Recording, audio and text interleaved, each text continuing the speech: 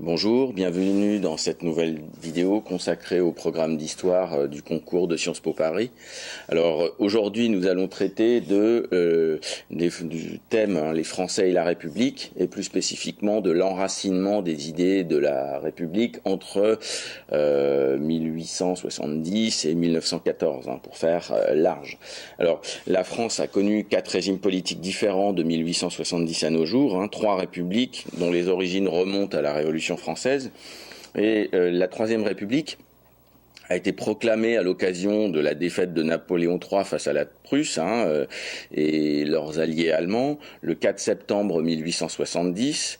Donc cette proclamation met en place une république fragile. Pourtant, la Troisième République, qui naît à ce moment-là, va durer jusqu'en 1940, donc elle dure 70 ans. Alors, en 1870, le régime est loin d'être soutenu par une majorité des Français. Et en fait, la République s'enracine difficilement dans les années 1870 et 1880. Et au-delà, on s'aperçoit que de nombreuses crises politiques, comme l'affaire Dreyfus, entre 1898 et 1906, entre autres, montrent la fragilité du régime. Alors, on peut se poser la problématique suivante, comment les idées finalement républicaines se sont-elles imposées en France donc dans les années 1880-90. Voilà. Alors il s'agira de répondre à la question en 3 parties. D'abord on verra ensemble la fragile naissance de la République. Il faut revenir sur les conditions très particulières de la naissance de la République, née de la défaite, puis finalement dans un climat d'opposition au régime républicain qui ne semble pas être le plus apte à stabiliser la France à ce moment-là. Ensuite on verra ensemble les vecteurs de cet enracinement des idées républicaines. Et puis, enfin, en 3e partie, justement, on abordera les crises qui, pourtant, vont renforcer le régime, que le régime va surmonter et, en les surmontant, va se renforcer. Voyons donc dans une première partie les conditions difficiles de la naissance de la Troisième République. Et tout d'abord, il faut bien voir que le régime naît de la défaite face à la Prusse et naît dans des circonstances aussi difficiles puisqu'elle doit affronter une révolution principalement centrée sur Paris qui est la Commune. Alors, la guerre qui est déclenchée par le Second Empire, à l'été 1870, tourne vite mal, et le 4 septembre donc 1870, 2 jours après la grave défaite de Napoléon III à Sedan, lorsque la nouvelle est connue à Paris, les députés républicains proclament la République, donc le 4 septembre 1870. Donc il s'agit de Léon Gambetta, de Jules Ferry, de Jules Simon, entre autres. Napoléon III est fait prisonnier à ce moment-là, par les Prussiens.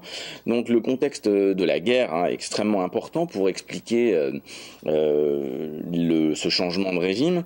La moitié nord du pays est envahie, occupé par les Prussiens, si on peut dire, et Paris est à ce moment-là assiégé.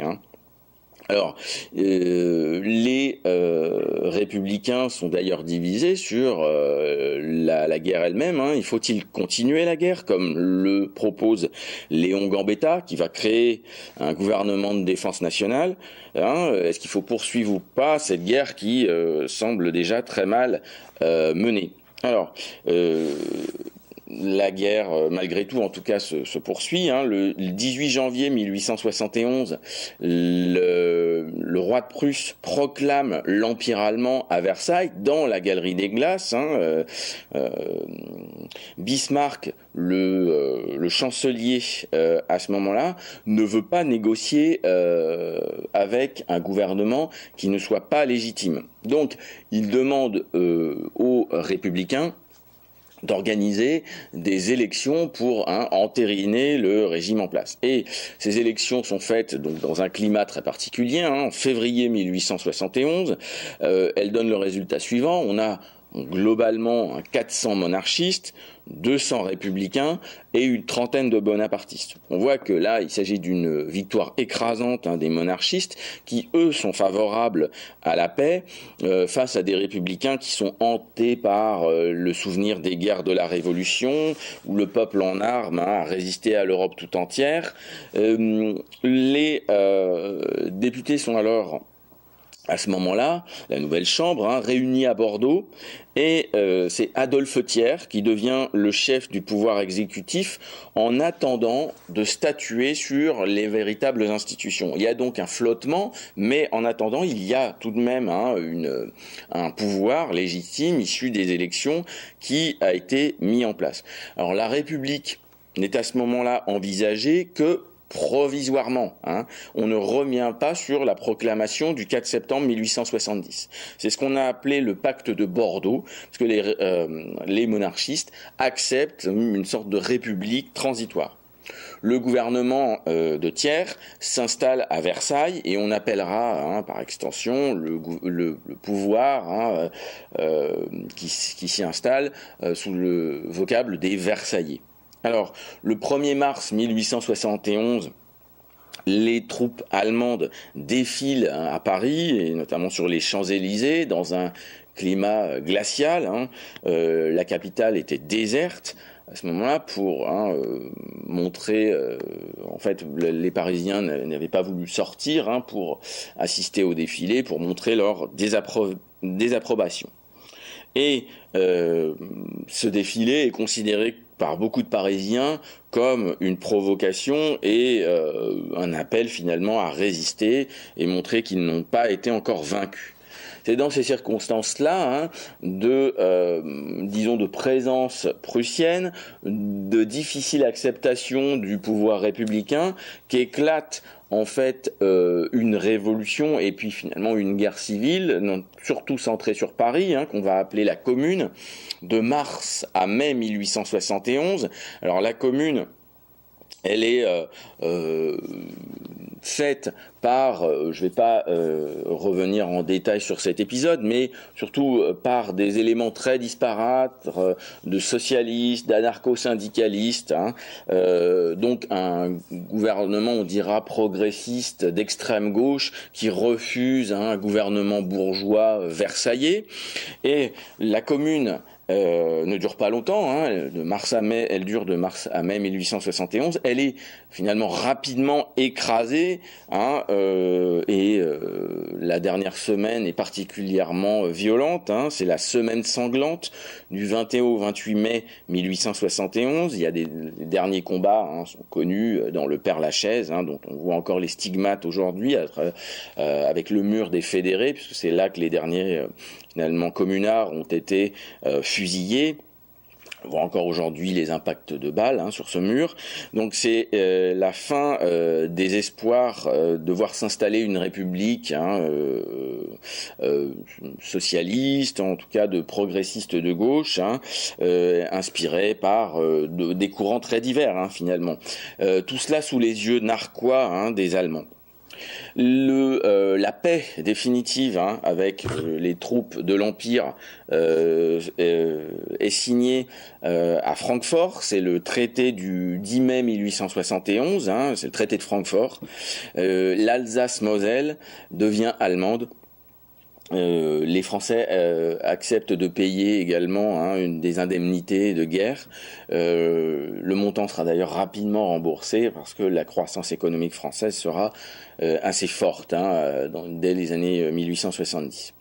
Enfin, en août 1871, pour conclure cette première sous-partie, la loi Rivet donne à Adolphe Thiers le titre de président de la République. C'est donc le premier président de la Troisième République, mais ce titre n'a pas de caractère encore constitutionnel. Alors, voyons maintenant une deuxième sous-partie. L'échec de la Commune met face à face finalement les républicains et les monarchistes, et la question qui se pose, de la période qui s'ouvre, c'est de savoir duquel des deux camps en fait va triompher. Alors l'image de la République, n'est pas très bonne à ce moment-là. Hein. Elle est surtout liée à ce qui s'est produit en 1793-94, à la terreur, hein, à la violence finalement républicaine, à la guerre aussi, et au désordre. Donc l'héritage républicain est aussi lié à l'histoire de la Seconde République, hein, en 1848-1851, qui avait été incapable de résoudre des problèmes sociaux et qui avait abouti à la dictature de l'Empire. Donc les républicains, même si la République a été proclamée, sont fragilisés.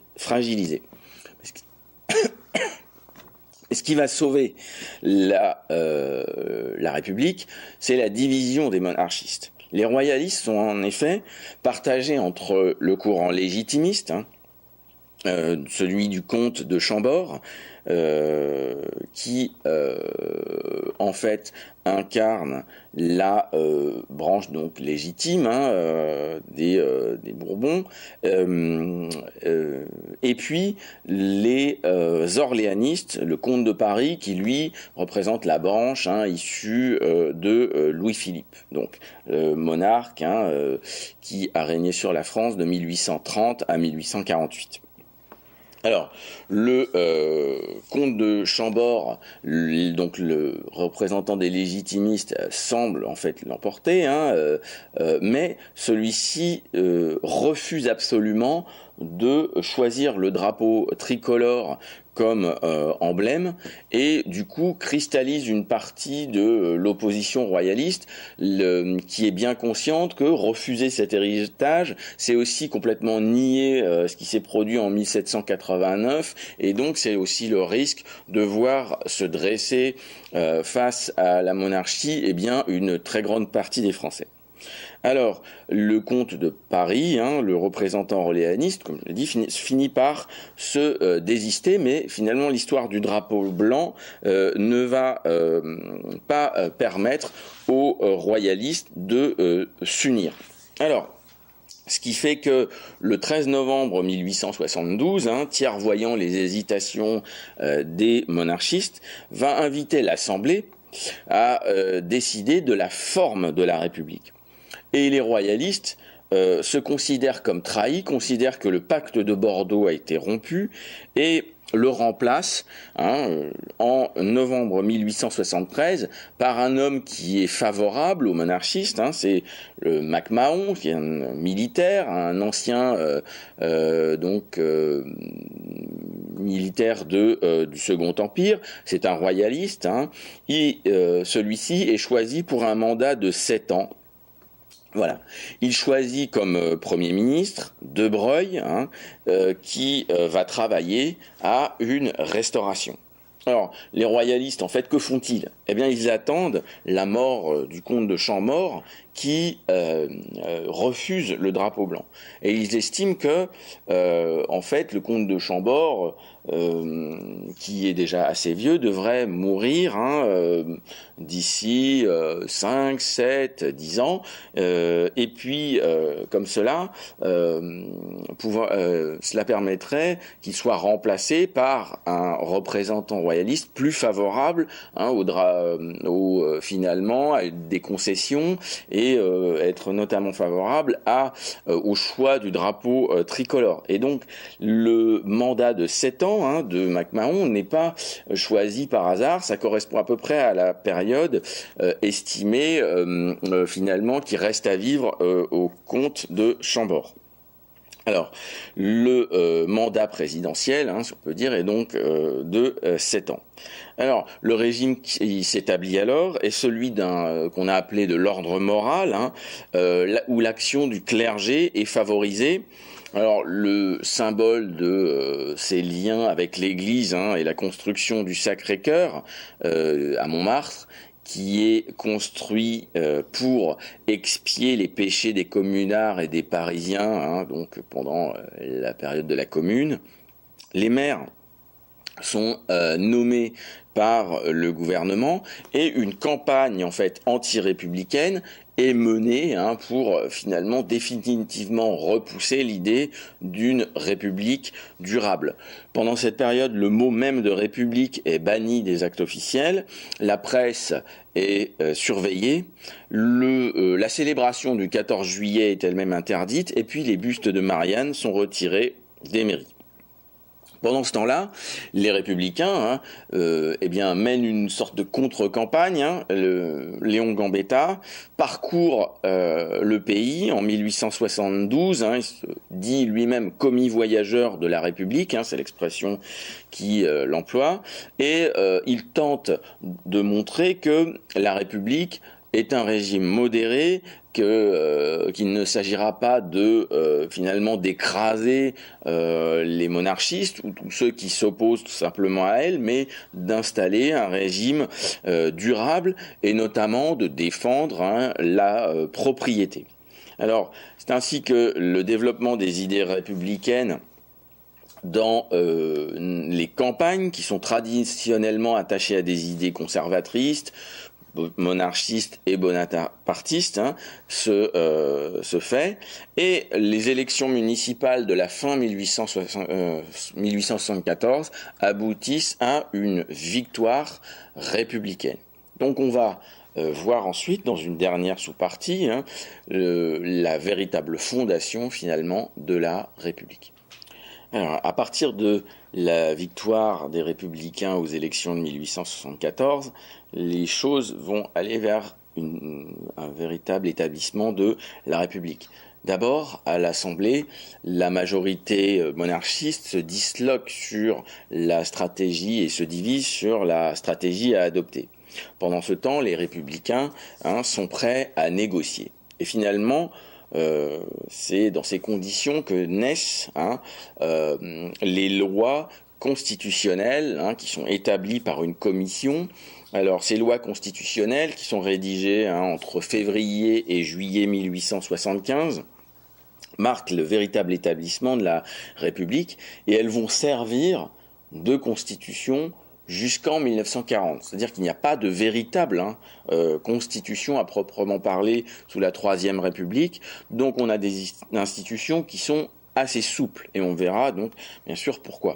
Alors, parmi ces lois constitutionnelles, il y a l'amendement Vallon sur l'élection du président de la République par les deux chambres, la Chambre des députés et le Sénat.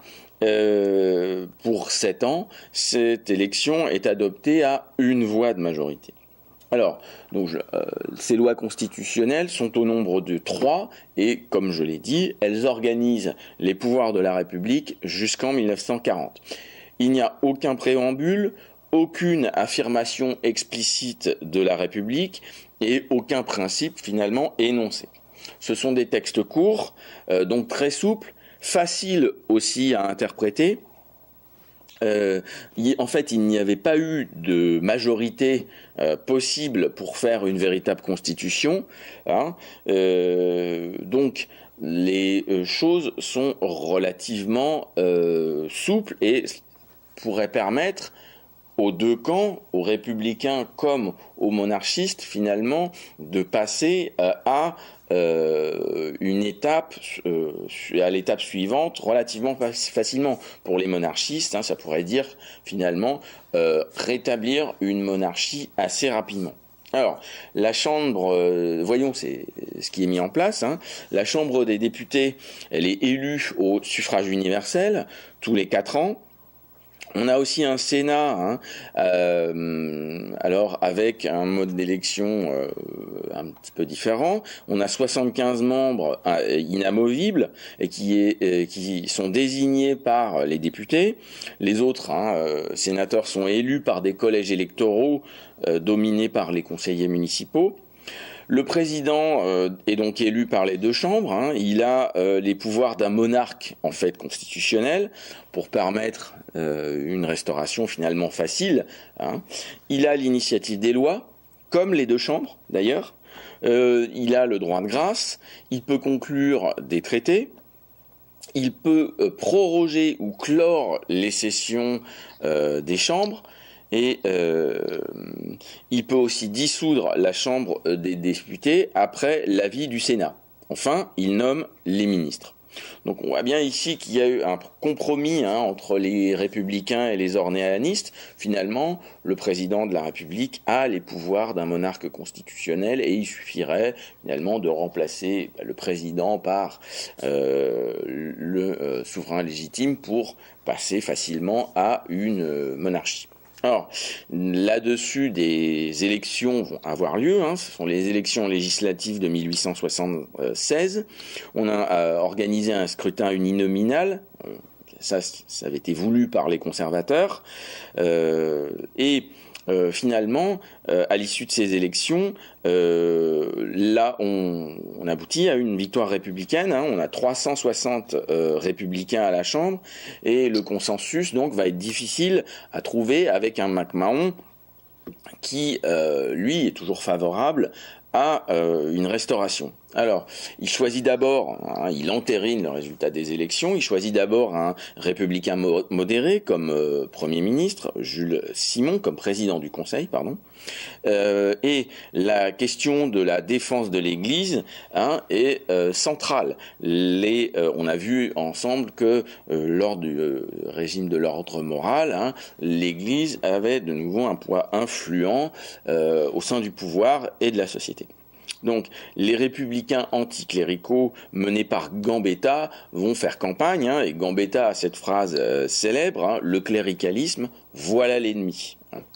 Cela va déboucher sur la crise du 16 mai 1877, qui est un véritable tournant. MacMahon renvoie le président du Conseil républicain, Jules Simon, qu'il remplace à nouveau par De Broglie, donc un pro-monarchiste, et il dissout en juin les deux chambres législatives. Et il annonce, bien sûr, de nouvelles élections. Le 15 août, Gambetta, dans un discours à Lille, prononce cette phrase célèbre, qui est d'ailleurs souvent reprise dans sa forme courte par des hommes politiques encore aujourd'hui. Gambetta déclare « Quand la France aura fait entendre sa voix souveraine, croyez-le bien, messieurs, il faudra se soumettre ou se démettre. » Donc sous-entendu, se soumettre au choix des électeurs qui auront choisi le camp républicain, ou se démettre, c'est-à-dire tout simplement partir. Très bien. Voilà. Donc les élections ont lieu en octobre 1877. La participation est plus forte que l'année précédente, on est autour de 80% de participation, et là encore, il y a une nette majorité républicaine qui se dégage, on a 323 sièges républicains contre 208 à la Chambre, seul le Sénat reste avec une orientation conservatrice. Un ministère républicain est alors formé, c'est celui de Dufort. MacMahon résiste, notamment sur la question de la révocation de certains préfets, de militaires, et il comprend très bien qu'il ne peut indéfiniment dissoudre les chambres, puisque cette fois il comprend que les élections seront gagnées par les républicains, que l'opinion s'est rangée finalement à l'idée de la République, ne veut pas donc finalement, en choisissant les monarchistes, déboucher sur une crise, et MacMahon finit donc par démissionner le 30 janvier 1879, et les deux chambres élisent alors un nouveau président de la République, Jules Grévy, qui est un républicain. On amnistie les communards en 1879. Beaucoup avaient été déportés en Nouvelle-Calédonie, comme Louise Michel. Donc ceux-ci reviennent pour apaiser finalement le débat. Cette amnistie a été faite vraiment pour apaiser la France, où les débats politiques sont extrêmement vifs. Jules Grévy s'engage à ne pas faire comme MacMahon et à ne plus dissoudre les chambres. Donc finalement, la période qui s'ouvre va voir une période où les gouvernements seront sous le contrôle des parlementaires qui pourront voter en fait à tout moment un vote de défiance et renverser ces gouvernements. Donc on va voir s'ouvrir finalement jusqu'en 1940 une période d'instabilité ministérielle. C'est ce qui caractérise la Troisième République. On a en effet 105 gouvernements en 70 ans, jusqu'en 1940, c'est-à-dire en moyenne un gouvernement tous les 8 mois, donc une forte instabilité qui ne va pas donner une image très claire du système et finalement une très bonne image de la République. Ça va participer à sa fragilisation, puisque au moindre vote donc défavorable, la survie d'un gouvernement sera en jeu. On le verra au cours de la période donc qui nous intéresse, avec le ministère Freycinet à propos de l'Égypte en 1882, qui devient en fait une possession britannique. Jules Ferry, après une défaite coloniale de moyenne importance, Langson en 1885, qui sera poussé à la démission. Donc, on a un système véritablement parlementaire. C'est un vrai système parlementaire. Les chambres donc votent les lois et le budget. On maintient le choix des chambres au suffrage universel. C'est d'ailleurs qui avait été instauré en 1848 par la Deuxième République. Même le Second Empire ne l'avait pas remis en cause, même s'il y avait le système des candidatures officielle. Les chambres peuvent renverser donc le gouvernement, c'est le véritable organe de contrôle de la vie politique. Les députés sont eux-mêmes élus dans le cadre étroit de l'arrondissement au scrutin majoritaire uninominal à un tour. C'est un système qui doit beaucoup à l'histoire. Les républicains ont été échaudés en effet par la prise de pouvoir de Louis-Napoléon Bonaparte en décembre 1848 au suffrage universel, qui aboutit ensuite au coup d'État en 1851. Donc, on se méfie des systèmes d'élection, directe du président de la République. En fait, la crise du 16 mai 1877, avec la dissolution des chambres par MacMahon, a stigmatisé l'image du président. Donc, désormais, le gouvernement ne sera responsable que devant le Parlement, c'est-à-dire l'organe composé de la Chambre des députés et du Sénat. Et avec ces chambres, tout est possible. On peut poser une question de confiance, on peut interpeller un ministre, on peut poser une motion de censure. Donc on a un bicaméralisme intégral. On a un même pouvoir d'ailleurs pour les deux chambres, la Chambre des députés et le Sénat. Voilà. Le président n'a finalement que peu de pouvoir. On pourrait prendre la phrase de Félix Faure, donc président de la République, qui dit je suis la reine d'Angleterre. Voilà, donc il a surtout un rôle de représentation et de magistrature. C'est une magistrature d'influence. Voilà, c'est le symbole qui représente la continuité de l'État. Et en ce qui concerne ses pouvoirs, le président va aussi renoncer finalement par tradition aux pouvoirs qui lui sont donnés, les droits de dissolution, les droits de demander une seconde délibération des lois, parce que l'image du pouvoir exécutif a été ternie par MacMahon et puis par ce qui s'est produit donc sous la Deuxième République. Le rôle principal du président se résume finalement à désigner le président du Conseil à l'issue d'élections ou à l'issue d'un renversement d'un gouvernement. Donc ça, il s'agit d'un inconnu dans la Constitution, mais qui dirige le gouvernement et la politique du pays. Nous allons maintenant aborder une deuxième partie qui concerne finalement les vecteurs de l'enracinement de la République. Maintenant que nous avons vu comment finalement les républicains ont gagné finalement les élections, eh bien il reste à faire un effort de pédagogie aux républicains pour enraciner véritablement les principes et les pratiques républicaines.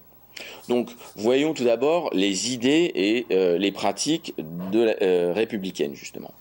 Donc, l'effort de pédagogie et de militantisme des républicains pour diffuser les idées républicaines et enraciner dans les esprits et les cœurs le régime va être très important au cours de ces années. Il marque encore, d'une certaine manière, la République d'aujourd'hui. Il en constitue l'héritage. Alors, en fait, s'est agi de faire accepter à une petite bourgeoisie, une moyenne bourgeoisie et une grande bourgeoisie, mais aussi aux paysans, les principes de l'égalité des chances, notamment républicaine, refuser un immobilisme et une conception ancienne des hiérarchies, qui était prôné par les conservateurs. Les républicains vont notamment reprocher aussi à l'Église d'interdire ou de refuser les idées libératrices des Lumières, et on verra au cours de la période l'importance que les républicains vont attacher à la lutte contre l'influence de l'Église. Alors, les républicains vont largement finalement intégrer la bourgeoisie à la direction des affaires politiques. D'abord, par des concours de recrutement des grands corps, l'inspection des finances, le Conseil d'État, la Cour des comptes. Ils vont notamment mettre en place l'école libre des sciences politiques, qui est créée par Émile Boutmy sous le patronage d'Hippolyte Taine. C'est l'école des sciences politiques, c'est Sciences Po. Les souscripteurs de cette école sont des magnats de la finance et des affaires, dont Jacques et Jules Siegfried, Casimir Perier. L'école est installée rue Saint-Guillaume en 1880. Alors, il ne faut pas oublier que à cette époque, la France est essentiellement rurale. Jusqu'en 1914, elle est largement marquée par les traditions rurales et campagnardes. Les ouvriers ne représentent qu'un appoint. D'ailleurs, les socialistes, les courants de gauche qui se tournent davantage vers les ouvriers ont été laminés par la Commune, et ils sont, à proprement parler, absent du jeu politique. Il ne représente pas un point important pendant les 15 premières années de la République. Donc, le nouveau régime s'appuie d'abord sur la bourgeoisie, qui va servir de socle véritablement du régime. On défend donc la propriété, on va protéger aussi par exemple les agriculteurs dans les années 1890 avec des tarifs protectionnistes, ce sont les tarifs Méline en 1892. On va créer le mérite agricole, on va célébrer les vertus de la terre. On peut notamment citer sur les pièces du franc la semeuse, sur les timbres également, qui a un écho fort chez les paysans. Et donc on a finalement un appel comme ça à une société dans son ensemble. Alors, les idées républicaines sont fixées notamment dans le discours de Gambetta de 1869, on est donc à la fin du Second Empire. Ce discours a été appelé le programme de Belleville. Il va véritablement servir de socle aux républicains pendant les premières années de la République. Alors de quoi s'agit-il? Le suffrage universel, et notamment pour les élections locales, pour les élections municipales. Il s'agira aussi de garantir les libertés fondamentales, d'abroger un État policier, donc abroger la loi de sûreté générale qui est appliquée à ce moment-là sous le Second Empire, affirmer donc les grandes libertés individuelles, les grands principes, c'est-à-dire la liberté de la presse, la liberté de réunion, la liberté d'association. Il est question aussi de supprimer le budget des cultes, et puis de garantir une instruction primaire pour tous. Le républicain Jules Ferry est la personne la plus importante de ce début de la République, entre 1879 et 1885. Il le sera encore plus après la mort prématurée de Léon Gambetta en 1881. Il marque une stabilité remarquable dans une période marqué, comme je l'ai dit précédemment, par une instabilité ministérielle. Il sera président du Conseil plus de 3 ans, alors en 2 fois, entre 1880 et 81, et puis entre 83 et 85. Voilà. C'est un député des Vosges, donc qui marquera de son empreinte le début de la République et montrera du régime une forme de stabilité. On ne retrouvera pas cette stabilité ministérielle avant Méline, donc dans les années 1890. Les républicains sont alors divisés entre radicaux et opportunistes, et Jules Ferry est le représentant en fait de la branche opportuniste. Les radicaux lui reprochent d'être un conservateur. Ceux-ci veulent en effet une nette diminution du poids de l'Église dans la société et finalement dans les institutions. Ils veulent une certaine forme de décentralisation, l'élection de juges et la ratification d'une constitution par le peuple. Et ils s'appuient sur le programme de Belleville, donc de 1869, de Gambetta. Les radicaux veulent un impôt progressif également sur le revenu, impôt qui ne sera voté qu'en 1914. Et ils veulent également une certaine forme d'intervention de l'État dans l'économie. Alors, les opportunistes sont au pouvoir en ce début de République, et quelle est leur grande œuvre Eh bien, il y a toute une série de lois, on va les énumérer assez vite, parce qu'il y en a beaucoup, dans le désordre. L'ouverture d'abord de débits de boissons, sous simple déclaration à la mairie. Alors, c'est une loi qui, en même temps... faite pour l'agrément, mais qui est aussi destinée à lutter contre l'Église. Finalement, ça permet, on verra à travers cette loi l'idée que le cabaret républicain, qui s'installe souvent en face de l'Église, est un véritable contre-pouvoir.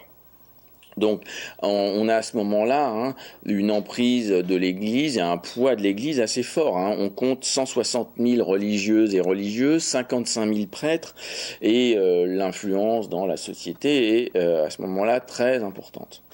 À travers la loi du 30 juin 1881, on peut organiser des réunions publiques sans autorisation, sur simple déclaration préalable en fait. La loi du 29 juillet 1881 met en place une loi très libérale envers la presse. On verra d'ailleurs à travers la diversité de la presse l'impact de cette loi. On met en place la liberté syndicale, c'est en 1884, loi Waldeck-Rousseau. La loi de mars 1882 sur l'élection des maires par les conseils municipaux, sauf à Paris, qui reste surveillé. C'est l'héritage du passé révolutionnaire de Paris, et notamment ce qui s'est produit pendant la Commune, qui empêche finalement de mettre en place des élections municipales à Paris. Enfin, les mairies vont être des foyers de vie républicaine, surtout en milieu rural. On aura des débats très intenses sur l'aide de l'Église, sur l'éducation, la scolarité dans un sens plus large. On abandonne aussi, on ne réforme pas en revanche les pouvoirs du préfet et on abandonne aussi la décentralisation. On a peur à ce moment-là que les idées républicaines n'étant pas encore complètement enracinées, on aboutisse à une dislocation du territoire. On supprime la loi de 1814 qui interdisait de travailler le dimanche en 1879. On met en place le divorce en 1884. Hein. D'ailleurs, on établira la rupture entre le mariage civil et le mariage religieux, hein, également. Voilà pour ces grandes lois. On le voit à travers toutes ces séries de mesures, en fait, hein, il y a peu de lois sociales. Pourtant, il faut répondre aux défis des socialistes, hein, qui ont marqué l'histoire de la commune, qui sont, comme je l'ai dit, muets pendant 10 ans, mais qui finissent par à nouveau progresser, hein, notamment dans les milieux urbains et ouvriers. Alors, c'est la raison pour laquelle les républicains vont mettre malgré tout un certain nombre de mesures en place, hein, comme la limitation de la journée de travail à 10 heures, également une semaine de travail de 6 jours, hein, pour les jeunes mineurs et les femmes en 1892. Les contestations ouvrières sont parfois très durement réprimée, hein. La fusillade dans la ville de Fourmies le 1er mai 1891, qui fait 9 morts, est restée comme une marque, hein, de l'opposition de la République au mouvement ouvrier, en fait, hein. Ces morts en fait ont été occasionnées à l'issue d'une manifestation qui réclamait la journée de 8 heures. Alors, les socialistes, malgré leurs efforts, hein, échouent aux élections. Ça va entraîner pour eux une division, hein, entre réformistes et révolutionnaires.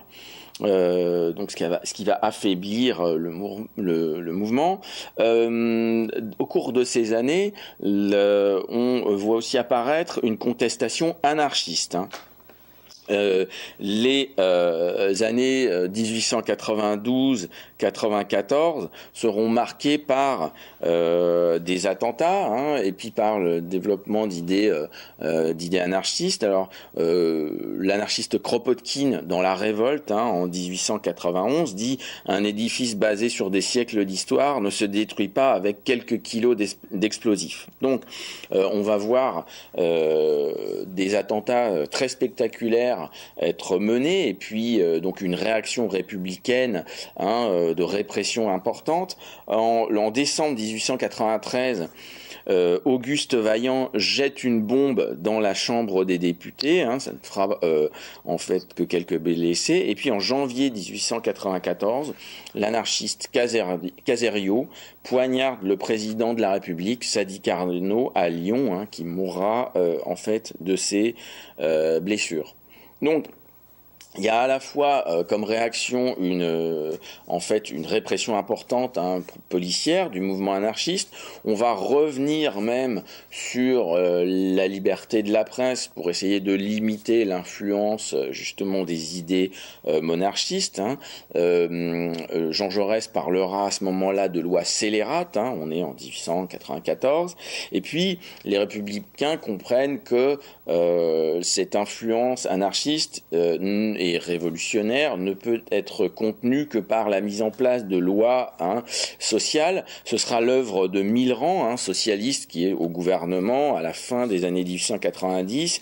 En 1898 est établie une loi sur les accidents du travail. On crée un corps d'inspecteurs du travail également à ce moment-là, et la journée de travail passera de 12 heures à 10 heures.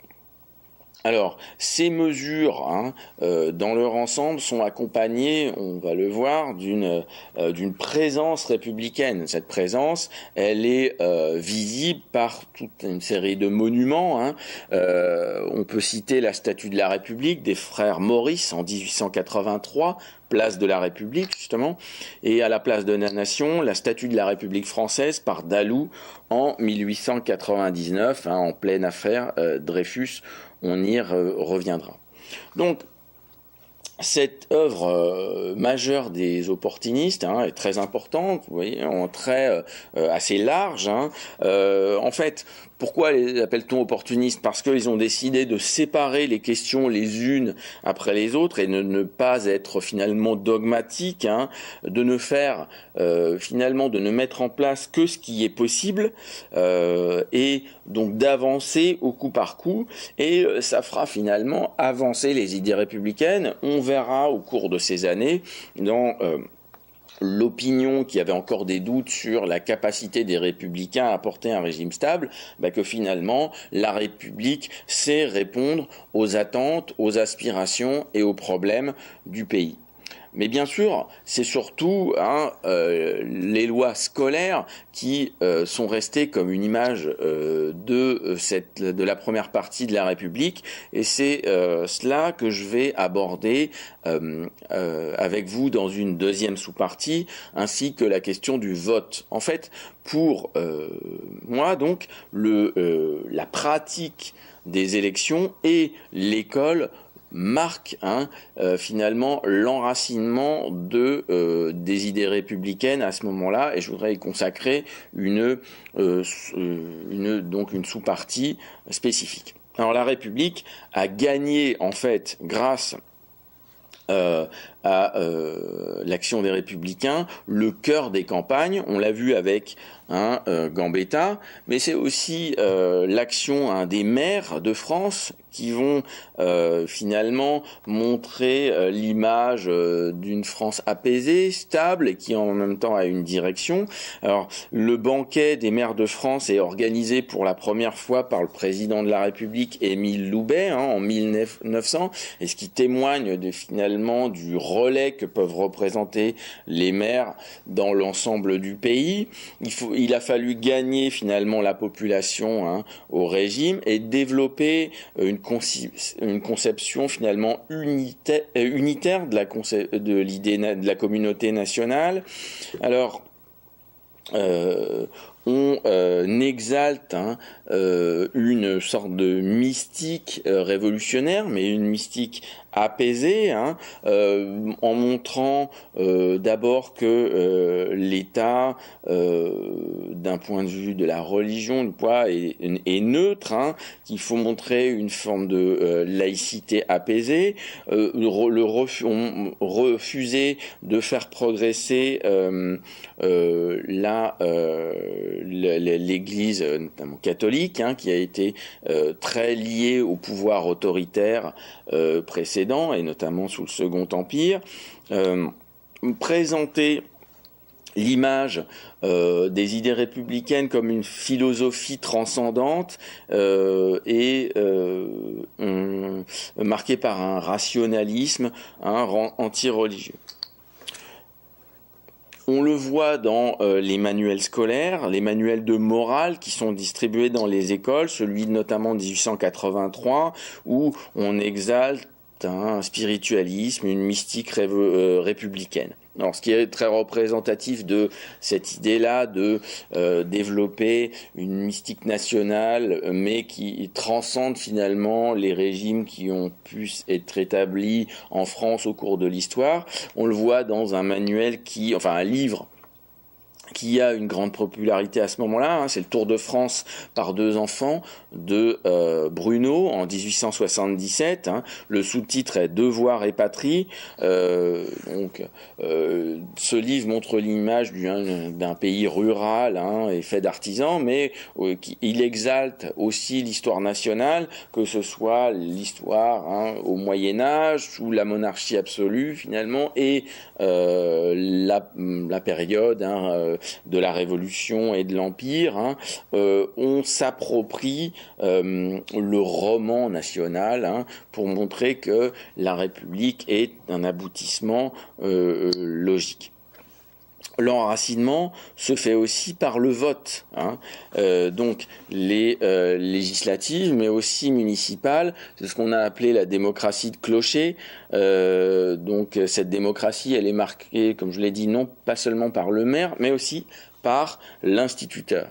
Alors, il y avait eu de premières élections municipales en 1790, mais elles avaient été interrompues sûr, par les régimes suivants, et puis donc remis en place par la Troisième République. Le 14 juillet va représenter aussi un moment important de cette mystique républicaine. Alors, le 14 juillet devient la fête nationale à partir de 1880. On instaure aussi comme hymne la Marseillaise, donc le chant de guerre pour l'armée du Rhin. La ferveur et l'enthousiasme vont être très forts dès le début pour cette fête qui est en fait la fête de la nation. On pavoise pendant la fête nationale, les quartiers, il y a un célèbre tableau de Monet de 1878, c'est le tableau sur la rue Saint-Denis qui est couverte de drapeaux.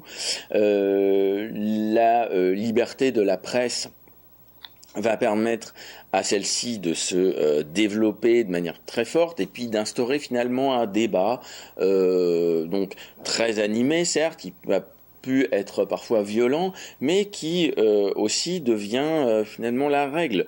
On débat d'idées, il y a une sorte de bouillonnement sur les grands enjeux de la République. Alors il y a des journaux qui deviennent extrêmement populaires et qui diffusent aussi une culture républicaine du débat. Le Petit Parisien, à partir de 1890, on a aussi le Petit Journal qui tire à 700 000 exemplaires en 1882, alors sur un petit format. On y publie sous forme de feuilletons les romans de Jules Verne qui sont très suivis. La révolution industrielle et le développement du chemin de fer va permettre à cette presse de se diffuser vite à travers le pays et donc la République au village va finalement pouvoir s'enraciner de manière importante. On voit aussi cette ferveur populaire républicaine se manifester lors des funérailles de Victor Hugo en 1885, qui montre que les couches populaires étaient donc attachées à lui et à la fin de sa vie, donc Victor Hugo devient une figure républicaine importante. On a aussi un attachement pour d'autres écrivains républicains, les écrivains du peuple, comme Erckmann Chatrian, qui développe une littérature plus populaire. En fait, c'est cet ensemble-là qui va marquer la diffusion des idées républicaines et l'enracinement de ces idées. Voyons maintenant en fait le rôle que la République a joué contre l'Église. En fait, le véritable ciment des républicains a été de séculariser l'État et la vie sociale. Alors, les républicains opportunistes dans les années 1890, sur ce chapitre-là, sont prudents et n'abolissent ni le budget des cultes, ni le concordat de Napoléon, qui régit les relations entre la France et la papauté. C'est ce que demandaient les radicaux. Les radicaux demandaient donc l'abolissement du budget des cultes et le concordat, mais sur ce chapitre-là, les opportunistes sont prudents et ne les suivent pas. Alors, pourtant, les racines républicaine de la Révolution française ont montré finalement une confrontation avec l'Église. La République a comme héritage le souhait de réduire l'influence de l'Église et voire de déchristianiser le pays, qu'on se souvienne de la politique de la terreur. À l'époque, le positivisme, la pensée d'Auguste Comte, par exemple, qui vise à une sécularisation aussi de la société, est présente chez un certain nombre de républicains, comme Jules Ferry. Alors, dans les années 1880, le projet, par exemple, de loi sur les associations va échouer, car on se méfie des congrégations religieuses qui sont importantes à ce moment-là dans la société. En 1876, on compte 30 000 religieux, 127 000 religieuses. Il y a 3 fois plus de religieuses en fait qu'à la veille de la Révolution, et Un certain nombre d'ailleurs de congrégations n'ont pas reçu d'autorisation, mais malgré tout, elles ont un poids important dans la société, dans différentes sphères, hein, comme l'éducation par exemple. Et un certain nombre de républicains, radicaux notamment, dénoncent cette présence religieuse comme une milice ultramontaine, c'est-à-dire qui vient du pape, qui vient de Rome en fait. C'est la loi Fallou en 1850, donc à la fin de la Deuxième République, on est déjà presque dans le Second Empire, qui a permis l'essor de ces congrégations et le poids des religieux. On le voit notamment dans l'éducation. On compte donc au cours de cette période, là, dans les années 1880, 29 collèges jésuites. Ils représentent en fait le quart des élèves des congrégations avec 11 000 élèves. Donc les républicains dénoncent leur caractère le caractère anti-républicain de leur enseignement et leur opposition en principe de la société moderne. En fait, on s'aperçoit que dans l'éducation, leur rôle, le poids de ces congrégations de l'Église est très important, et notamment dans l'enseignement primaire. L'Église est a quasiment le monopole de cette école. Donc, les congrégations assurent en effet l'enseignement dans des écoles, mais aussi dans des écoles primaires publiques. Dans les 2/5 des écoles primaires publiques, ce sont des religieux qui font cours. Et dans les écoles publiques, parfois le maître donc est un laïc, mais l'école reste malgré tout confessionnelle. Le maître enseigne à ce moment-là le catéchisme et l'histoire sainte. La classe s'ouvre avec une prière et se clôt avec une autre prière. Donc on voit que dans ce secteur-là, l'Église a un poids très important. En 1875, on a une loi qui permet l'ouverture d'universités libres catholiques. L'Église a un rôle aussi important dans les hôpitaux, dans des hospices, des orphelinats, des ouvroirs qui s'occupent d'enfants. Ce sont des ateliers de charité où des filles travaillaient sous la direction de religieuses, notamment à des travaux de couture. Donc l'effort de la République, c'est d'abord porté sur l'école, la fondation d'une école laïque. Et les républicains ont bien eu conscience que fonder l'école laïque, c'était d'une certaine manière fonder, enraciner la République, fortifier les principes républicains.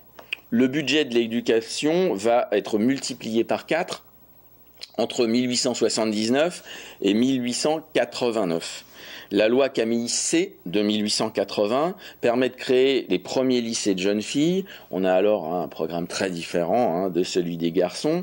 Et puis, bien sûr, va être mise en place sous le ministère Ferry d'une école donc marquée par la trilogie de la laïcité, de la gratuité et de l'obligation. L'école est d'abord gratuite et obligatoire en 1881, puis laïque en 1882. Alors, on avait eu auparavant l'obligation pour les départements de créer des écoles normales aussi en 1879, donc écoles normales qui vont former des instituteurs.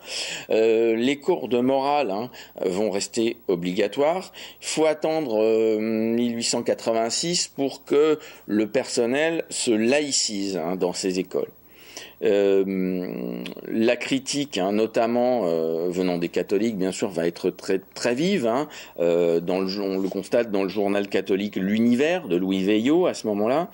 Et d'autant plus qu'on voit tout de suite un caractère militant dans ces écoles qui se manifeste.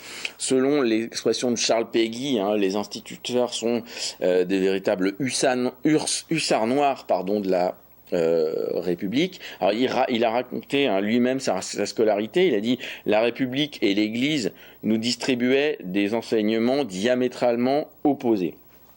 Ferdinand Buisson, dans l'article laïcité, dans son dictionnaire de pédagogie et d'instruction primaire en 1887, alors Ferdinand Buisson est le directeur de l'enseignement primaire nommé par Jules Ferry, déclare, donc dans cet article, le premier devoir de la République est de faire des républicains. Pour faire un républicain, il faut prendre l'être humain si petit et si humble qu'il soit, un enfant, un adolescent, une jeune fille. Il faut prendre l'homme le plus inculte, le travailleur le plus accablé par l'excès du travail, et lui donner l'idée qu'il faut penser par lui-même, qu'il ne doit ni foi ni obéissance à personne et que c'est à lui de chercher la vérité et non pas à la recevoir toute faite d'un maître, d'un directeur, d'un chef, qu'il soit temporel ou spirituel. Donc Buisson sera plus tard un des fondateurs de la Ligue des droits de l'homme. On met en place aussi des éléments scolaires plus larges. Alors le baccalauréat devient à ce moment-là, donc qui existe depuis plus longtemps, mais devient un véritable examen qui établit un véritable mandarinat, républicain.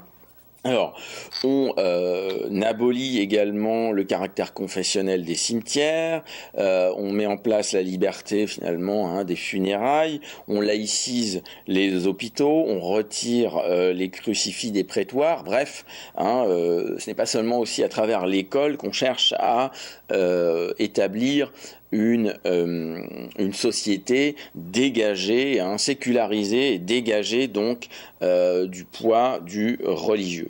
Cela va entraîner évidemment l'opposition d'une partie des catholiques à la République. Les catholiques se rallieront finalement aux idées républicaines à partir des années 1890. Alors, on voit à travers une série de réactions venant du pape.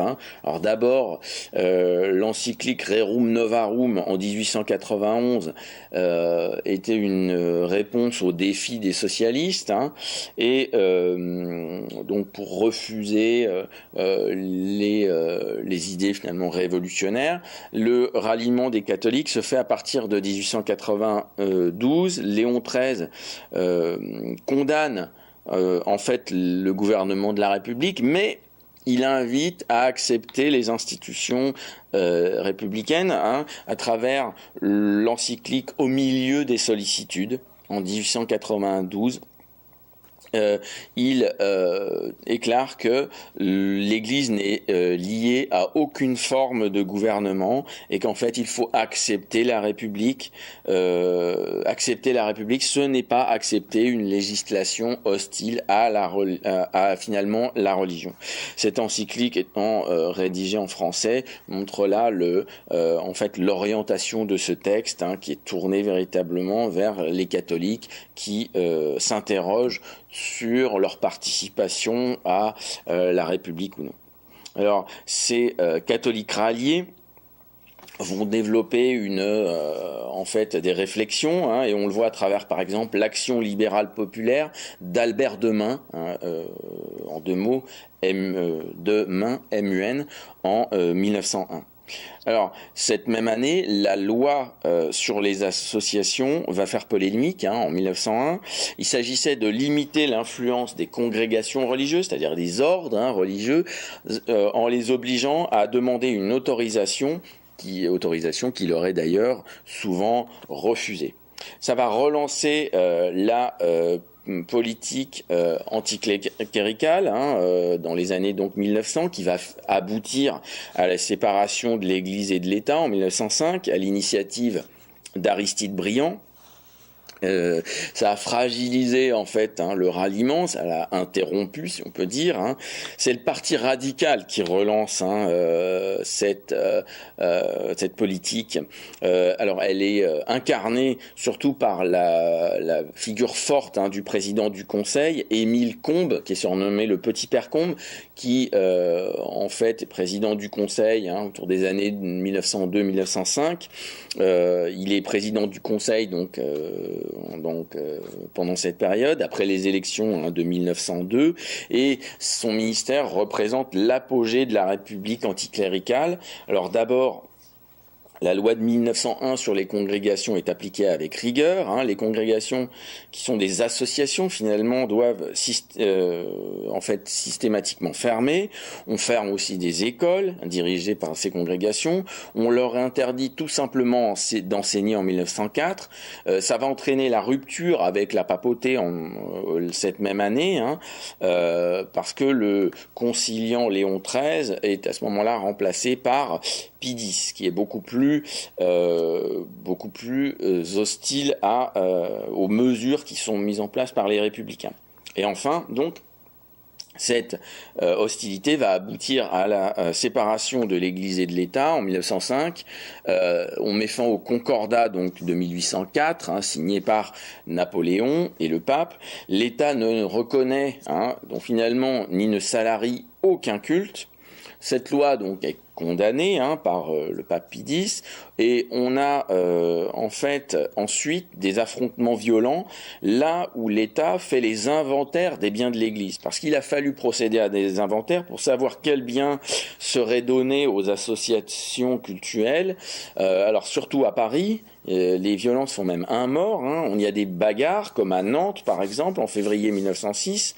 On rentre dans les églises pour en faire les inventaires, et parfois la police rentre de force, elle défonce les portes des églises. Ça va beaucoup choquer en fait une certaine partie de l'opinion,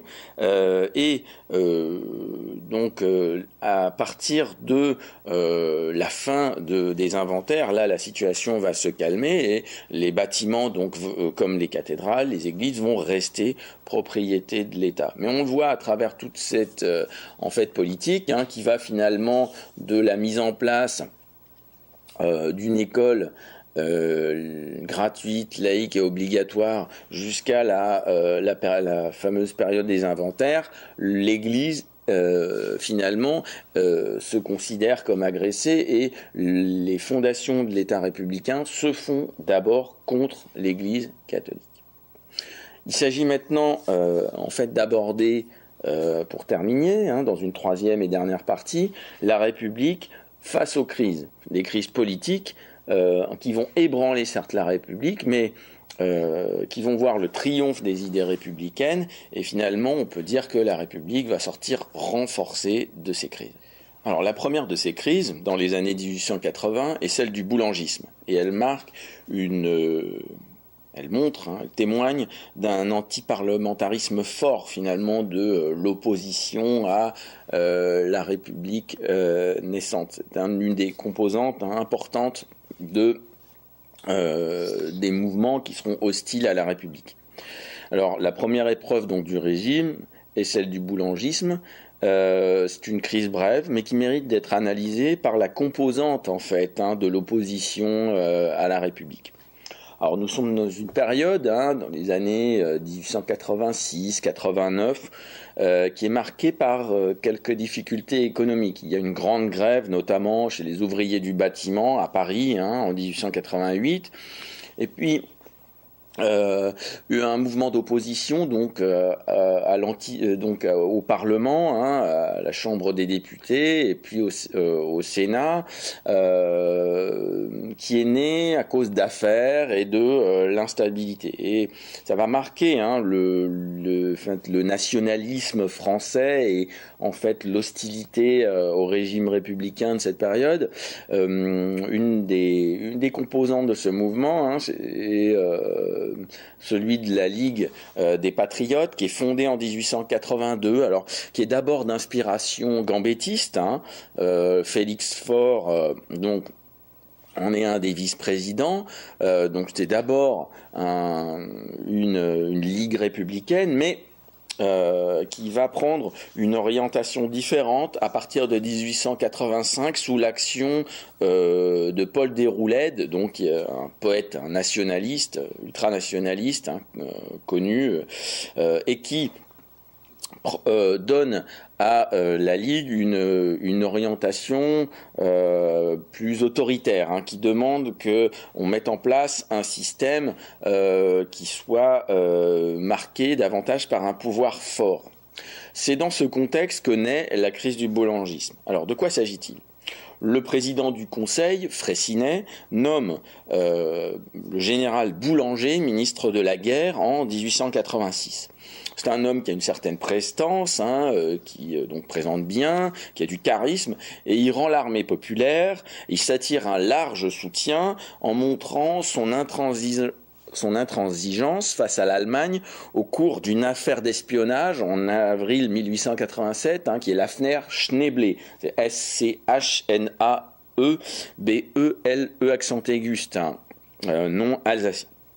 Alors, il s'agit d'un commissaire de police qui est arrêté par les Allemands, hein, pour espionnage en Alsace, et le gouvernement français se montre ferme, hein, face à l'Allemagne, et on attribue en fait cette fermeté à Boulanger, et on lui attribue aussi les mérites de la libération, hein, de ce commissaire de police. Et il est salué à ce moment-là autant à gauche qu'à droite. Et on peut dire que le boulangisme, en fait, est né dans l'opinion à ce moment-là. La popularité de ce général se voit, donc, par exemple, les paroles de la chanson En revenant de la revue, hein, du chansonnier Paulus, qui interprète cette chanson à l'Alcazar. On cite, en fait, hein, le brave général Boulanger dans cette chanson. Le général Boulanger est muté à Clermont-Ferrand en juillet 1887 et il n'est donc plus ministre. Et au moment de son départ, on assiste à une énorme manifestation, hein, de soutien pour réclamer que soit il revienne au gouvernement ou qu'il joue un rôle politique plus important. Et ça va déclencher en fait une certaine inquiétude, hein, des républicains qui se demandent si on n'a pas affaire ici à un nouveau Bonaparte.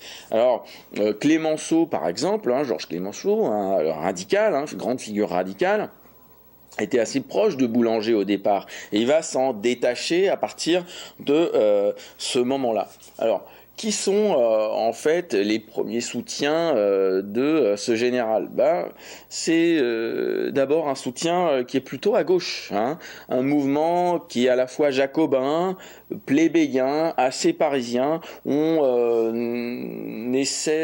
voit en tout cas dans la figure de ce général, c'est ça, une figure proche de celle de Bonaparte, hein, qui incarne à la fois l'autorité, la force et la rigueur.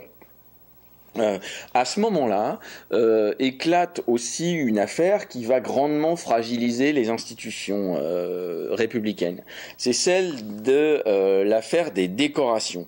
Alors, le gendre du président de la République, Jules Grévy, hein, trafiquait en fait des décorations, proposait des décorations contre en fait rémunération, et ça va bien sûr grandement fragilisé et le président de la République, hein, mais aussi les républicains. Le ministère Rouvière tombe à cause de cette affaire, et Jules Grévy est lui-même poussé à la démission. Sadi Carnot est élu, hein, à sa place comme président de la République. C'est alors un homme qui est moins connu, hein. Il est élu contre Jules Ferry et Freycinet, qui ont à ce moment-là plus de poids. Alors, et le mouvement boulangiste va avoir un élan nouveau en fait, hein, face à cette déstabilisation. Que veulent les boulangistes en fait ? Ils sont surtout portés par des aspirations nationalistes et évoquent la revanche qui doit être, avec un R majuscule, hein, qui doit être menée face à l'Empire allemand pour reprendre, hein, l'Alsace-Lorraine, pour prendre la revanche donc de la défaite humiliante de 1870. Les boulangistes exaltent la nation, hein, trahie par la bourgeoisie opportuniste. Il y a l'idée aussi d'une protestation un peu romantique contre l'ordre établi. Les slogans boulangistes sont les suivants, dissolution, révision, constituante. Donc on veut finalement pousser à un changement de régime. Le Boulanger est mis d'office à la retraite en 1888. Il est mis à la retraite par Sadi Carnot en fait. Mais cette mesure permet au général Boulanger d'être éligible en fait, de pouvoir se présenter aux élections législatives. Et il est élu donc en avril. D'abord en Dordogne, puis ensuite dans le Nord, dans la Somme, et en janvier 1889, il se présente à Paris. Il est élu en fait à chaque fois triomphalement. Les conservateurs vont voir aussi en lui la possibilité de rétablir la monarchie. Les bonapartistes voient en lui un nouveau Bonaparte. Et puis à gauche, donc, il y a cet élan populaire qui fait du général Boulanger un homme qui incarne le peuple, quoi. Voilà. Et certains membres de son entourage le poussent à s'emparer du pouvoir. Alors, le général Boulanger tergiverse et c'est ce qui va en fait causer sa perte. Parce que d'abord, les républicains organisent la défense du régime. On crée la Société des droits de l'homme et du citoyen à ce moment-là, c'est par Clémenceau en mai 1888. On va dissoudre la Ligue des Patriotes en 1889. Le ministre de l'Intérieur, Ernest Constant, fait circuler en fait le bruit de sa prochaine arrestation pour atteinte à la sûreté de l'État. Et là, le général Boulanger va prendre peur et s'enfuit à Bruxelles et du coup va profondément évidemment décevoir ses partisans qui vous voyez en lui un être décidé, fort, énergique, capable finalement d'incarner des inspirations à la fois autoritaires et populaires. Et il est en fait donc à Bruxelles. Il se réfugie à Bruxelles au même moment à peu près que l'ouverture de l'exposition universelle à Paris, et au moment où on inaugure la Tour Eiffel en 1889. Finalement, Boulanger est condamné par la Haute Cour à la déportation en août 89. Alors il est toujours en Belgique, mais le verdict fait peu de bruit.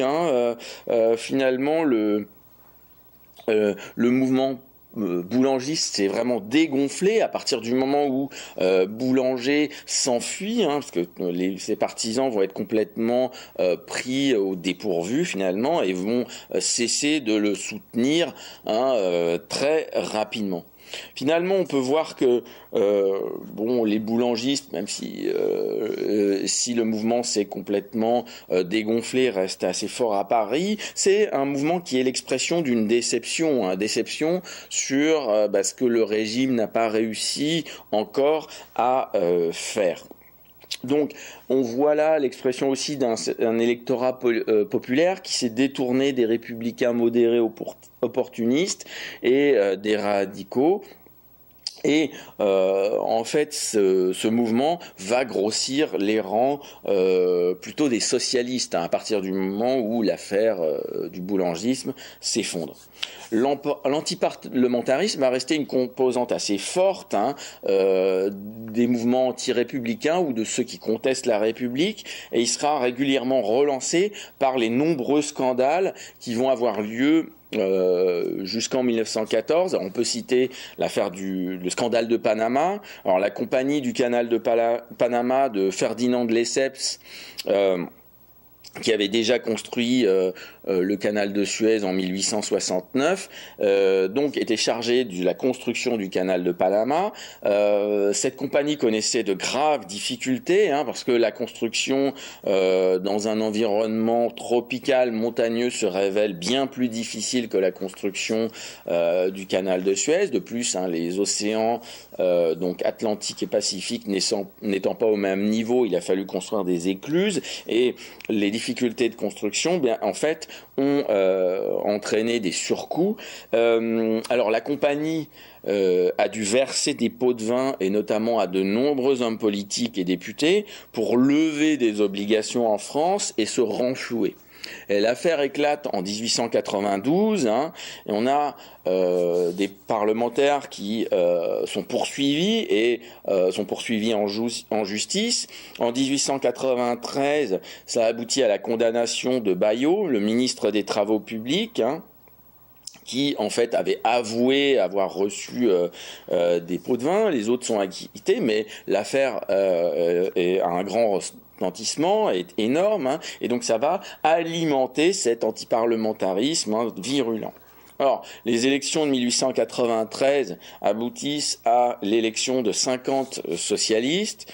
Les républicains de gouvernement ont néanmoins la majorité, hein, on compte 120 radicaux, mais le retentissement de l'affaire a été très important. Clémenceau, qui a été éclaboussé par ce scandale, n'est lui-même pas réélu. Voilà. Donc on voit qu'à travers ces deux crises, hein, celle du boulangisme et puis celle de Panama, la crise a été profonde. Le personnel politique n'a d'ailleurs pas été entièrement, a été renouvelé, hein, à l'occasion de ces deux crises, et l'antiparlementarisme va rester, comme je l'ai dit, le ciment de la contestation contre la République.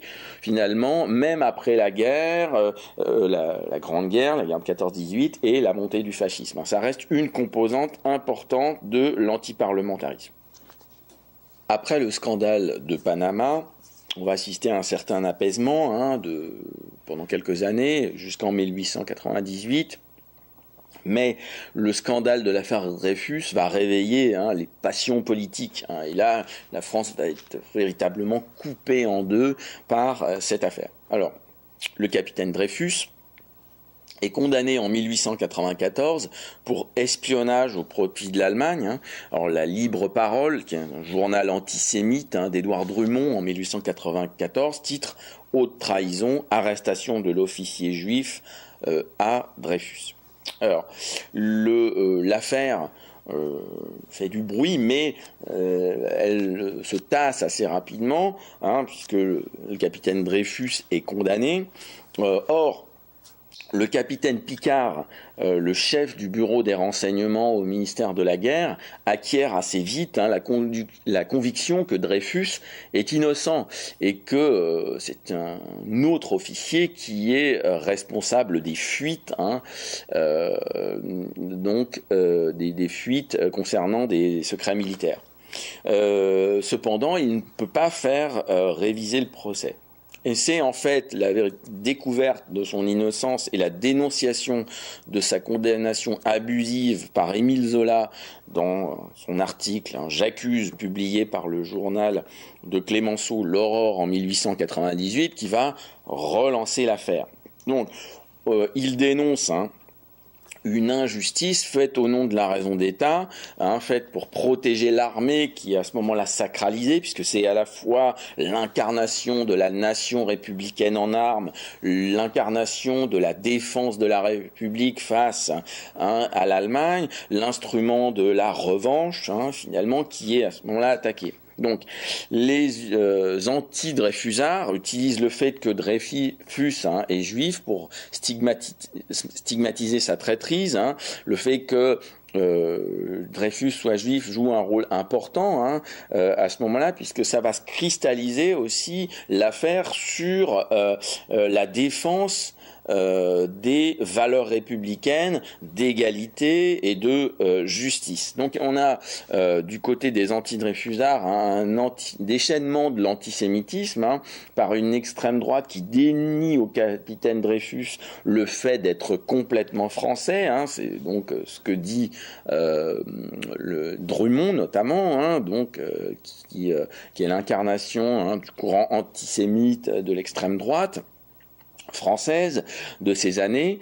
La France se passionne alors pour cette affaire, et on peut dire que l'opinion sera véritablement coupée en deux, donc entre Dreyfusards et puis anti-Dreyfusards. Alors du côté des Dreyfusards, on a la Ligue des droits de l'homme, des hommes comme Octave Mirbeau, Jean Jaurès, Clémenceau, Zola, face aux anti-Dreyfusards, la Ligue de la patrie française, Maurras, Charles Maurras, et Édouard Drummond, Léon Daudet, qui est le fils de l'écrivain Alphonse.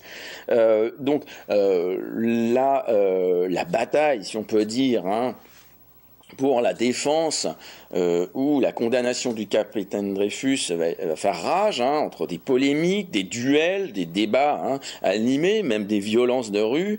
On voit cette division de l'opinion à travers la célèbre caricature de Carandache dans le Figaro en février 1898, caricature qui montre une famille, un repas de famille entre gens bien élevés, ici visiblement d'une bourgeoisie bien installée, assez confortable. Le père de famille dit au début du repas, surtout on ne parle pas de l'affaire Dreyfus, et puis donc on a une deuxième image où on a droit à une bataille rangée, un désordre indescriptible où tout le monde en fait s'agresse physiquement et verbalement autour de la table, et puis avec ce sous-titre donc ils en ont parlé. Voilà.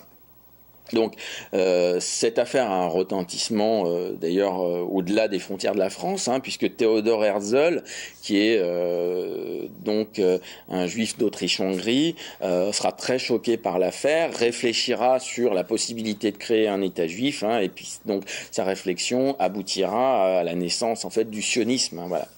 Donc bientôt, en France, la défense de Dreyfus se confondra avec la défense de la République et des principes républicains de justice et d'égalité.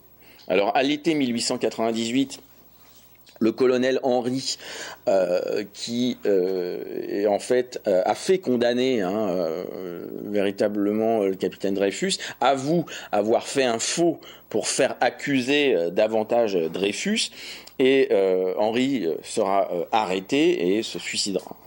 Donc la mort soudaine également du président Félix Faure en 1899 va entraîner de grands changements dans l'affaire. Le jour des funérailles, Paul Déroulède, autre figure nationaliste que j'ai déjà citée, tente d'entraîner un général à marcher sur l'Élysée. Et ce qui va, en fait, ça va échouer, mais les républicains vont là voir que l'affaire prend des proportions plus importantes et qu'il faut mettre fin en fait, au scandale. Donc, le ministère de Waldeck-Rousseau, en juin 1899, se considère comme un ministère de défense républicaine. Il va arrêter d'abord des chefs nationalistes et les traduire devant la haute cour pour, en fait, trahison, atteinte à la sûreté de l'État. Les manifestations dans l'armée seront réprimées pour, en fait, rétablir le calme.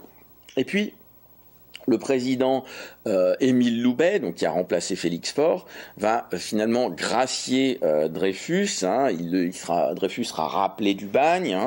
Il sera d'abord condamné pour 10 ans avec circonstances atténuantes, innocenté en 1906, et puis finalement réhabilité en 1908, ce qui clôt définitivement l'affaire. Alors, on a vu à travers cette crise, en fait, la force du courant nationaliste d'extrême droite. D'ailleurs, le militarisme, qui était plutôt de gauche, finalement, avant cette affaire, va basculer complètement à droite. Et finalement, le développement du pacifisme chez les socialistes va être renforcé à partir de ce moment-là. Les nationalistes, eux, et les anti-Dreyfusards à l'extrême droite, notamment autour de l'Action française, qui est fondée en 1898 pour un nationalisme intégral, va se structurer. Alors c'est Charles Maurras, qui lui donne une orientation monarchiste, l'action française stigmatise les juifs, les protestants, les francs-maçons, et va dénoncer le régime républicain sous le vocable la gueuse. L'action française a un certain écho chez les étudiants, en les tenant des hiérarchies traditionnelles. Et des bagarres régulièrement, notamment dans le quartier latin, vont avoir lieu jusqu'en 1914, mais malgré tout, la fin de l'affaire va apaiser en fait les choses. Donc là-dessus, on ouvre finalement sur une autre période l'enracinement de la République à travers la préparation de la revanche et finalement la recherche de l'unité à travers cette idée de revanche. C'est l'objet de notre dernière sous-partie. La République montre un visage d'ouverture dès sa naissance. Alors la loi du 26 juin 1889 donne la nationalité française à tout individu né sur le sol français. C'est ce qu'on a appelé le droit du sol. Gambetta, grande figure donc républicaine, c'est les débuts de la République, est lui-même le fils d'un émigré italien, et Émile Zola également est le fils d'un père italien.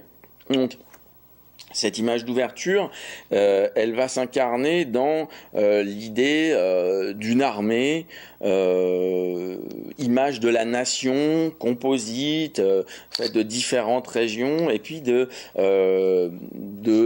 différentes couches de la société, et montrer l'image de l'égalité des citoyens. Alors l'héritage de cette idée est directement lié à l'image de l'armée révolutionnaire, celle de 1792. Finalement, le deuxième pilier avec l'école, c'est celui d'une armée républicaine et de la républicanisation, si on peut dire, de l'armée.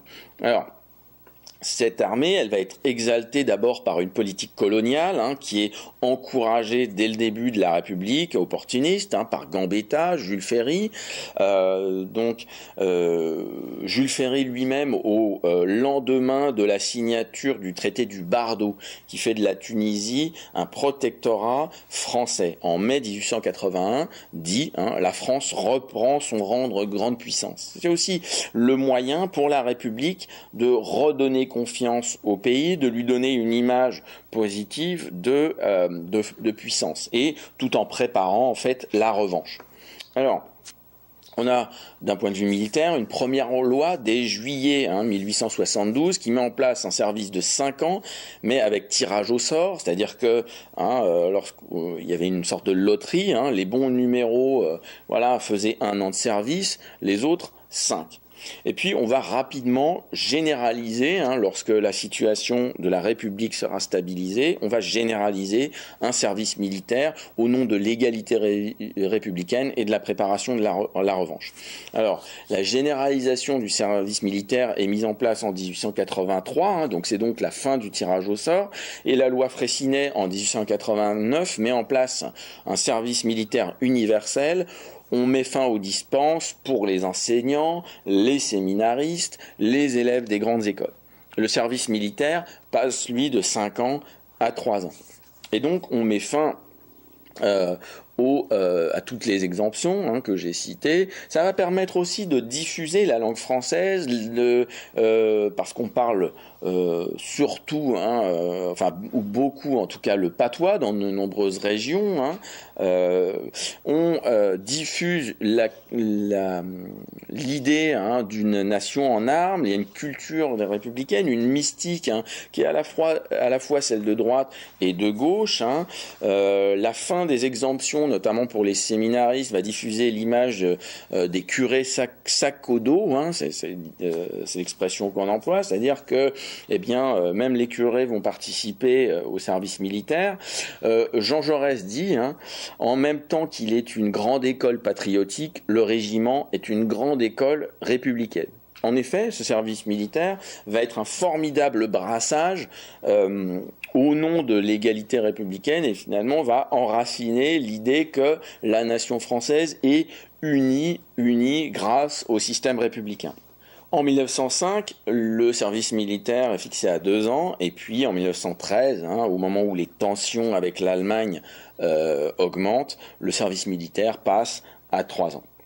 Donc, l'armée joue un rôle important d'unité républicaine, comme je l'ai dit, et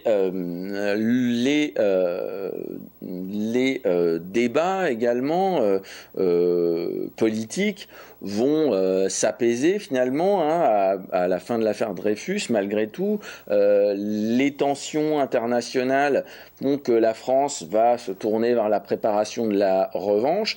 Ça va permettre aussi à la vie politique, au débat de se structurer davantage et aux partis de s'organiser.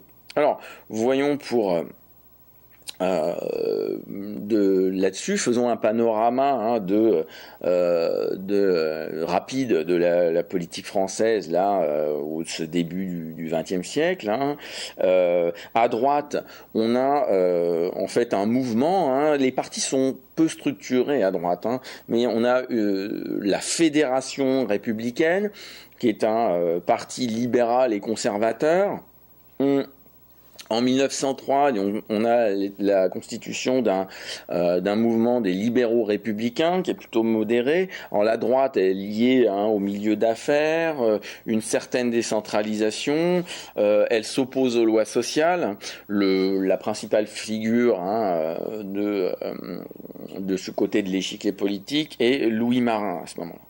Le centre, lui, est représenté par l'Alliance républicaine démocratique en 1901. C'est un grand parti de la Troisième République avec les libéraux. Il est très hostile au socialisme et puis il est pour des réformes sociales modérées, laïques. On trouve dans ce courant des personnes comme Poincaré, Louis Barthou, Georges Lègue et Ribot. Et il ne faut pas oublier que la France, en 1914, est encore largement rurale et que beaucoup de partis ou de courants tentent d'incarner cette ruralité, ces valeurs. En fait, on dirait traditionnel. 56% de la population française vit alors dans des localités de moins de 2000 habitants. L'exode rural est assez faible en 1914.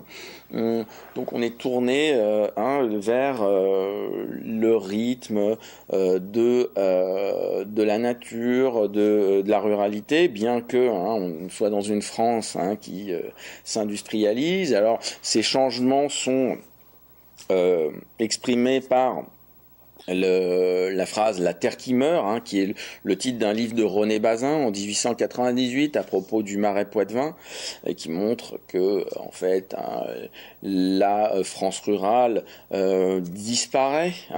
Malgré tout, donc, on a une France de petits propriétaires, et notamment de petits propriétaires ruraux, et c'est un des éléments sur lesquels s'appuie l'autre grand parti en fait de la Troisième République à ce moment-là, qui est le Parti radical, alors qui est en fait situé à gauche de l'échiquier politique, mais qui déborde légèrement sur le centre.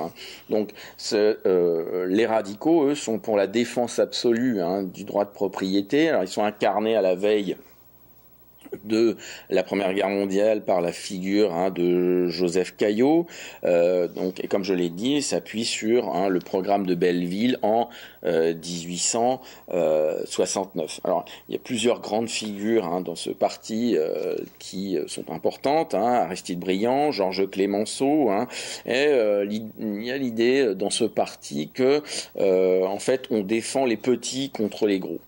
Un autre aspect très important des radicaux, c'est la laïcité, dont j'ai déjà parlé. Enfin, il faut citer les courants d'extrême gauche. Alors, 30% 40% de la population active est ouvrière en 1914, ce qui est quand même un important, ce qui montre le poids, de l'industrie. Malgré tout, on a des situations très très hétérogènes, mais la peur du chômage, l'insécurité de l'emploi caractérise cette population qui va se tourner parfois vers les aspirations des socialistes. Donc on combat à ce moment-là pour la journée de 8 heures. C'est un des éléments qui est soutenu par le parti qui se crée alors au Congrès du Globe à Paris, la SFIO, section française de l'Internationale ouvrière en 1905. Ce parti est lui-même marqué par deux courants très différents. On a une aile révolutionnaire et marxiste de Jules Guesde, GUESDE, et d'Édouard Vaillant, et puis les réformistes incarnés par Jean Jaurès. Le courant socialiste va être porté par la question sociale qui est importante entre 1905 et 1914. Ça va déboucher sur un certain nombre de grèves, le congrès d'Amiens en 1906 qui voit la naissance de la CGT qui au départ ne rassemble que 7% des salariés. On va surtout au cours de cette période concernant les problèmes sociaux dénoncer les conditions de travail, l'accident de Courrières en mars 1906 et un très grave incident dans une mine, c'est le plus grave d'Europe, il fait 1000 morts en fait.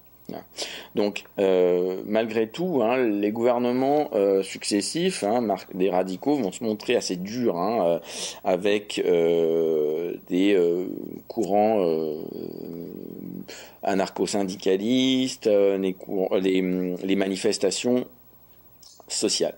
Les grèves qui se multiplient à la veille de 14 réclament en fait la journée de 8 heures. Malgré tout, les républicains, même s'ils se montrent fermes sur la question sociale, vont mettre en place un certain nombre de mesures qui vont dans le sens d'un apaisement de cette question. Le ministère du Travail est créé en 1906. On institutionnalise la journée de repos du dimanche la même année et la retraite ouvrière, une retraite ouvrière est instaurée en 1910. En conclusion générale, que peut-on dire ?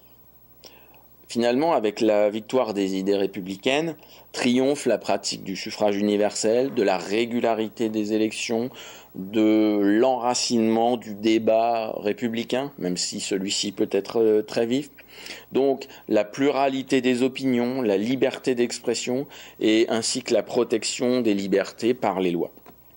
Les lois sociales, malgré tout, restent timides, mais on a vu qu'elles jalonnaient l'histoire, malgré tout, de la Troisième République jusqu'à la veille de la Première Guerre mondiale, même si l'agitation sociale reste assez forte. Néanmoins, les idées républicaines sont enracinées et se sont finalement renforcées par la Grande Guerre, qui est une autre épreuve tragique de la Troisième République, où là le brassage des Français dans les tranchées va être un sentiment extrêmement puissant pour enraciner les idées républicaines. La défense de la patrie va se confondre avec la défense de la République, et le modèle républicain va être une image forte dans le monde. Les républicains ont conscience d'apporter un message finalement au monde. Et Georges Clemenceau, le 11 novembre 1918, dira « La France sera toujours le soldat de l'idéal ». Donc la Troisième République, on l'a vu, finalement c'est enraciné grâce à l'armée, l'école, un certain nombre de grandes lois qui tirent leur origine, leur source dans finalement l'héritage de la Révolution française. La Troisième République ne sera abattue que par la défaite de 1940 et par finalement l'arrivée au pouvoir du général Pétain qui est considéré par Charles Maurras, donc anti-Dreyfusard, comme ce qu'il appelle une divine surprise. Voilà, donc on peut voir que finalement les idées républicaines se sont considérablement enracinées et qu'elles ont triomphé d'un certain nombre de crises, et notamment la plus dure d'entre elles, la Première Guerre mondiale. Voilà, je vous remercie pour votre attention et je vous donne rendez-vous pour une prochaine vidéo.